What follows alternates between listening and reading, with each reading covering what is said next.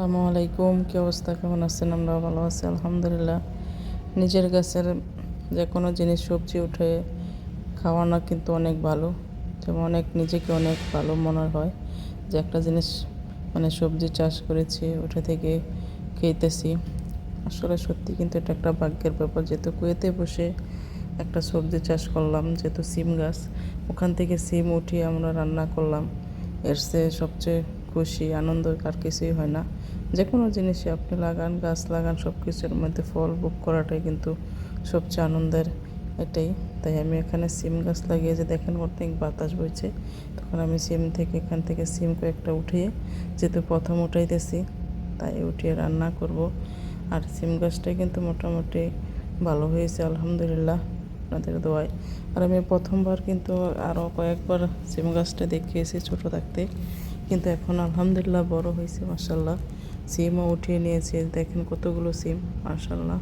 কিন্তু এগুলো রান্না করব মাছ দিয়ে, তাই আমি মাছগুলো ভেজে নিচ্ছি। রুই মাছ, এই রুই মাছ দিয়ে সিম দিয়ে আলু দিয়ে ঝোল রান্না করব, যেহেতু ঝোল খেতে কিন্তু ভালো লাগবে। টাটকা গাছের সিম, যেহেতু নিজের গাছের সিম টাটকা উঠিয়ে রান্না করাটা, খাওয়াটা কিন্তু একটা ভাগ্যেরও ব্যাপার।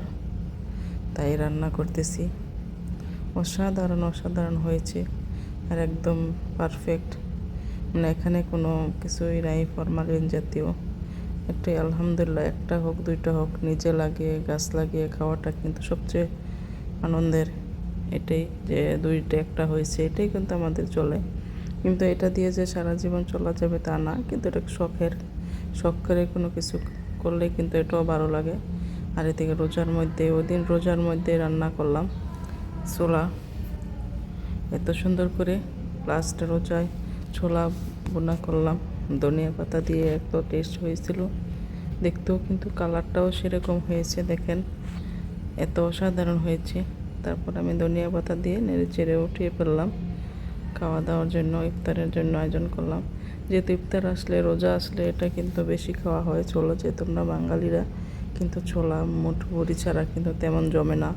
তাই এখানে ফ্রুট কাটলাম, সালাদ, এত সুন্দর করে অসাধারণ সব কিছু আইটেম ঠিক করলাম খাবারের জন্য, ইফতারের জন্য। আর এদিকে খেজুর তো আছেই, একটা পুদিনা পাতা দিয়ে এখানে পরিবেশন করব। যে তোমরা বাসার পাশে আরেকটা ফ্যামিলি সবাই মিলে, যে ভাবিও এদিকে অনেক বাজা পোড়া করতেছে, তাই পরিবেশন করবো, ইফতারি করবো আলহামদুলিল্লাহ। সবাই দোয়া করবেন।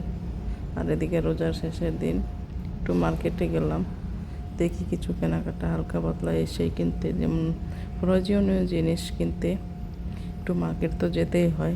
মশলা জাতীয়, কাপড় জাতীয় এই সেই কাপড় চোপড় মার্কেট। তারপর একটু দেখলাম যে কেমন কি মার্কেট, একটু ঘুরলাম।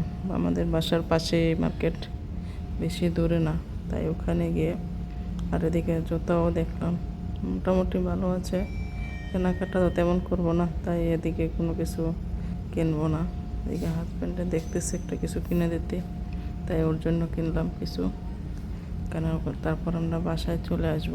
এদিকে দেখতেছি যে কাপড় চোপড়ের কী অবস্থা। তখন দেখি যে না, এখানে তেমন ভালো কিছু নেই। কাপড় চোপড় পছন্দের মতন মোটামুটি চলে যাদের আছে। আর আমরা কাপড় চোপড় কিনবো না, তাই এখানে আরও বেশি দেরি করি নাই। ওখান থেকে যেহেতু আমরা চলে আসবো, তাই বাইরে বের হয়ে চলে আসতেছি।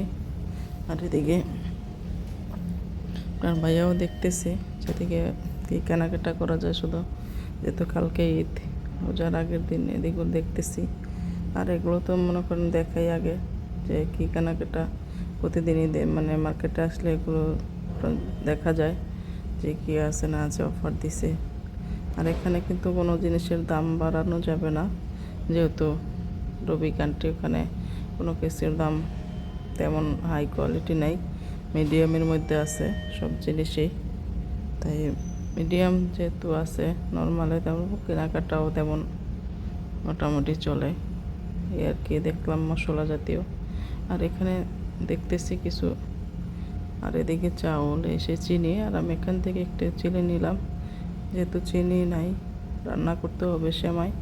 আর এদিকে আমাদের একটা দাওয়াত ছিল, দেখেন কতগুলো টমেটো আর শসা কাটলাম, এক ভাইয়া এখানে বসে কাটতে, শসাগুলো এত সুন্দর হয়েছে, সালাদগুলো এত টেস্ট।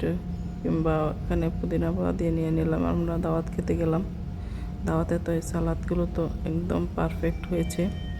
এত সুন্দর করে সালাদ বানানোর জন্য ভাইয়াকে ধন্যবাদ। সবাই ভালো